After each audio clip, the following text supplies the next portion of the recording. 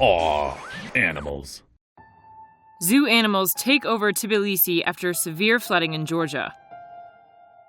The heart of Georgia's capital looked like something out of a post-apocalyptic movie on Sunday, after dozens of large zoo animals escaped their cages during a debilitating flood.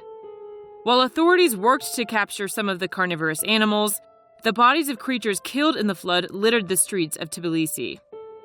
The zoo flooded with water from the River Vere, which runs through the middle of the city. The river is normally more like a creek, but on Saturday night, heavy rains caused it to overflow its banks. The waters loosened dozens of animal cages inside the zoo.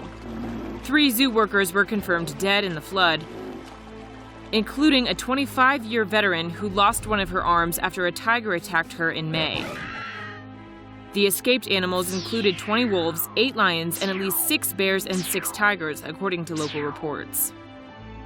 Rescue officials focused their efforts on tranquilizing the escaped animals, but they say some of the more dangerous animals had to be killed, including 6 wolves that were found roaming the grounds of a children's hospital.